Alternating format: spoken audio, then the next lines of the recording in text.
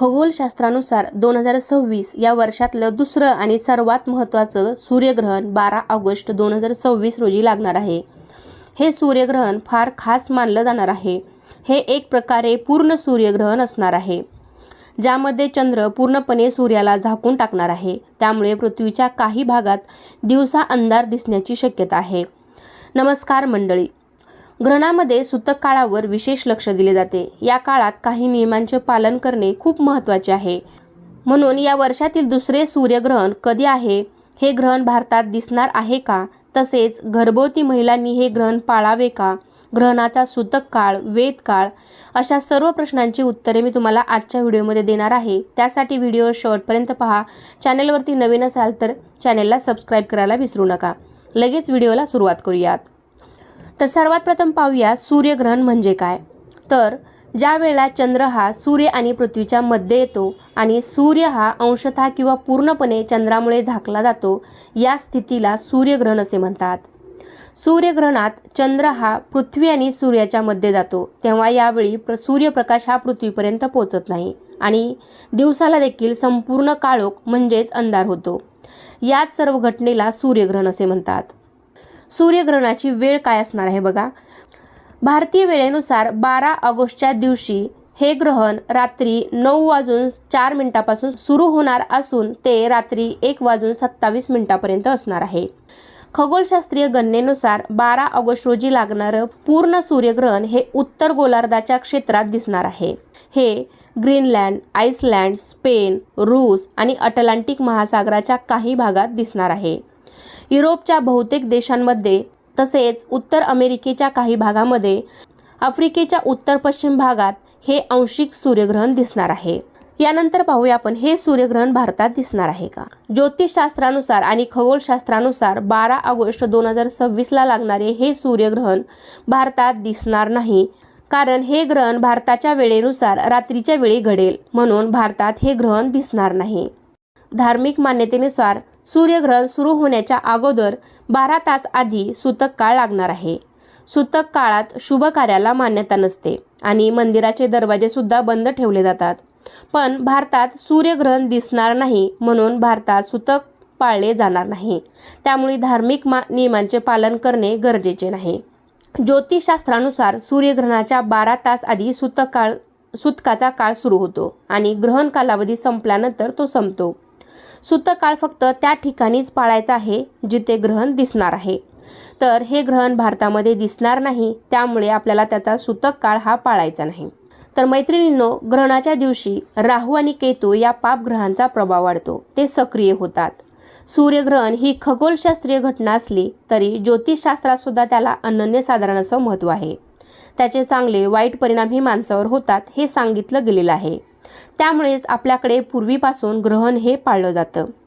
हिंदू धर्मानुसार सूर्यग्रहण आणि चंद्रग्रहणाला अशुभ मानलं जातं. असं म्हणतात की जेव्हा ग्रहण लागतं तेव्हा नकारात्मक ऊर्जाही वाढते. त्यामुळे या दरम्यान पूजा करणं किंवा कोणतीही शुभ कार्य करणं शुभ मानलं जात नाही किंवा कुठलेही कार्य आपण करत नाही. हे ग्रहण भारतात दिसणार नाही, त्यामुळे आपल्याकडे या ग्रहणाला धार्मिक आणि आध्यात्मिक मान्यता देखील नाही.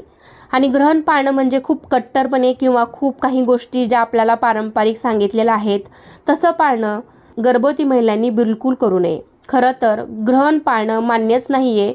आपल्याकडे त्याला काहीच मान्यता नाही. परंतु ब्रह्मांडामध्ये ही घटना घडत आहे, वातावरणामध्ये म्हणजे जगात कुठेतरी ही घटना घडत आहे. हे ग्रहण कुठल्या तरी भागात दिसत असलं तरी त्याचे सूक्ष्म कण हे वातावरणामध्ये मिसळलेले असतात. अशावेळी गर्भवती महिला या जास्त सेन्सिटिव्ह झालेल्या असतात. मग अशावेळी या ग्रहण काळात ज्यावेळी ही घटना घडत आहे त्यावेळी त्यांनी नामस्मरण करावं. जप, अनुष्ठान या गोष्टी त्या करू शकतात. हनुमान चालीसा, स्तोत्र, रामचरित्र अशा गोष्टी त्या वाचू शकता, ऐकू शकता. गणपती स्तोत्र असेल, मंत्र असेल, गणपती अथर्व शीर्ष तुम्ही असेल तर ते तुम्ही म्हणू शकता. परंतु अगदी जास्त स्ट्रिक्ट हे ग्रहण पाळू नये. म्हणजेच तसे तर आपल्याकडे हे ग्रहण दिसणार नाही.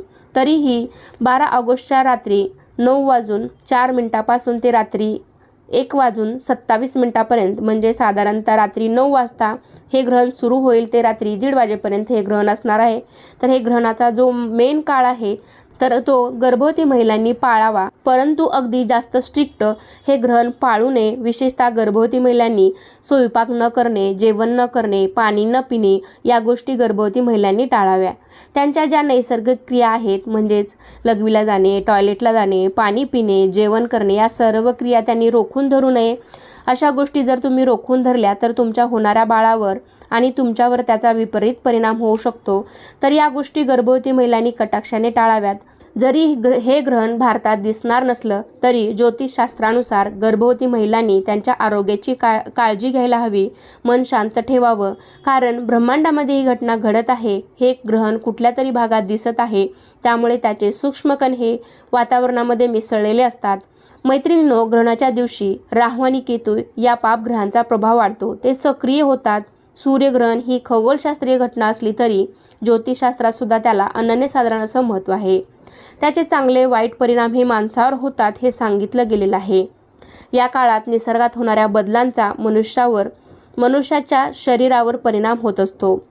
त्यात गर्भवती स्त्रिया या दोन जीवांचा सांभाळ करत असतात. बाह्य स्थितीत त्यांच्या मनावर त्याचा विपरीत परिणाम होऊ शकतो.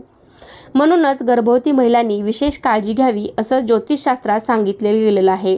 त्यामुळे तुम्ही ग्रहणाचा जो संध्याकाळचा 9 ते 1:30 हा जो मेन काळ आहे तर तो गर्भवती महिलांनी पाळावा असं ज्योतिषशास्त्रात सांगितलं जात आहे. हिंदू धर्मामध्ये कुंडलीतील ग्रहांच्या हालचालीवर तुमच्या आयुष्यातील काही महत्त्वाच्या गोष्टी घडतात. ज्योतिषशास्त्रानुसार सूर्य आणि चंद्रग्रहण दोन्ही सर्व 12 राशींच्या लोकांवर परिणाम करतात.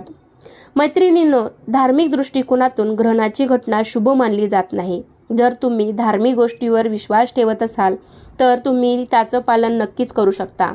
असं मानलं जातं की ग्रहणाच्या वेळी काही विशेष गोष्टींची काळजी घेतली तर कुटुंबाच्या आणि व्यक्तीच्या जीवनावर त्याचा वाईट परिणाम होत नाही. धार्मिक मान्यतेनुसार ग्रहणादरम्यान घराबाहेर पडू नये. विशेषतः गरोदर महिलांनी ग्रहण काळात विशेष काळजी घेणं गरजेचं आहे. ज्योतिषशास्त्रानुसार ग्रहण काळात व्यक्तीच्या आजूबाजूच्या प्रत्येक गोष्टीवर परिणाम होतो, ज्याचा व्यक्तीच्या जीवनावर नक्कीच चांगला किंवा वाईट परिणाम होतो. हे टाळण्यासाठी ज्योतिषशास्त्राचे अनेक नियम सांगण्यात आले आहेत. अशा परिस्थितीत गर्भवती महिलांना या काळात काही खास गोष्टींची काळजी घेण्याचा सल्ला दिला जातो.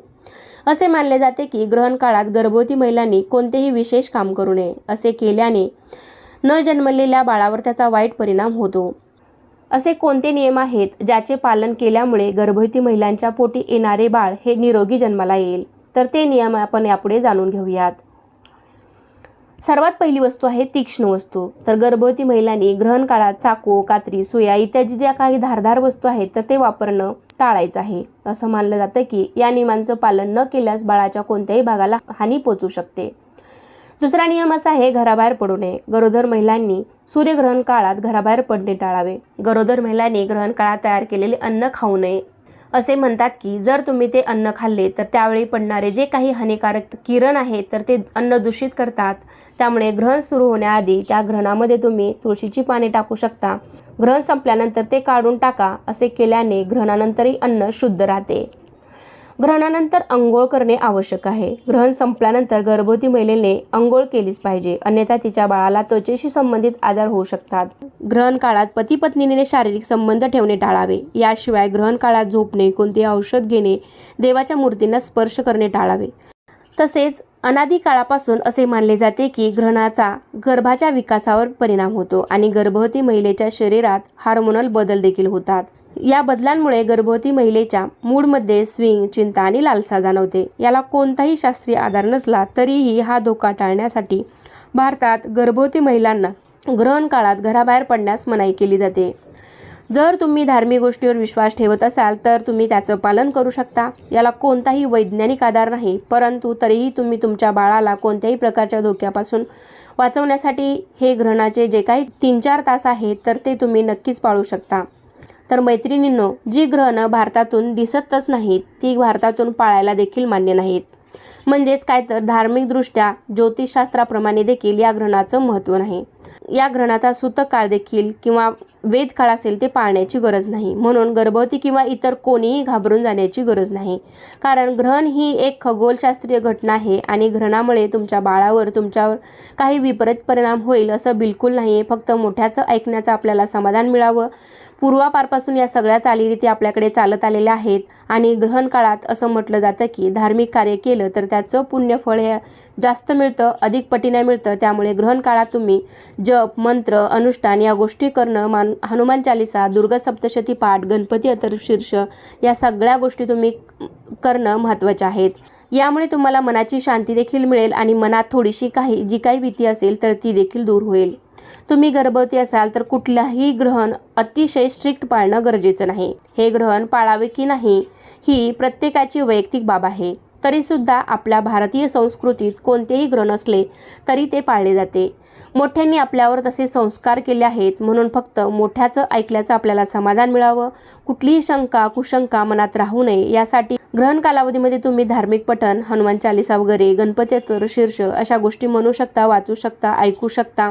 तर बघा, पुढचं चंद्रग्रहण हे 28 ऑगस्टला लागणार आहे. तर त्यावेळेचा सुद्धा व्हिडिओ लवकरच आपल्या चॅनलवरती अपलोड होणार आहे. तर ते ग्रहण आपल्याकडे भारतातून दिसणार आहे का, किंवा गर्भवतीने त्याचे नियम पाळायचेत का, याबद्दलची सविस्तर माहिती तुम्हाला त्या व्हिडिओमध्ये मिळेल.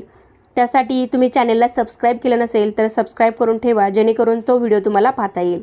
आणि आजचा हा व्हिडिओ इथे संपतोय. आशा करते की आजचा हा व्हिडिओ तुम्हाला आवडला असेल. अजूनही काही तुमच्या शंका असतील तर कमेंट बॉक्समध्ये मला तुम्ही नक्की विचारू शकता. चला तर मग पुन्हा भेटूया अशाच एका छानशा आणि माहितीपूर्ण व्हिडिओमध्ये. तोपर्यंत सर्वांना श्री स्वामी समर्थ.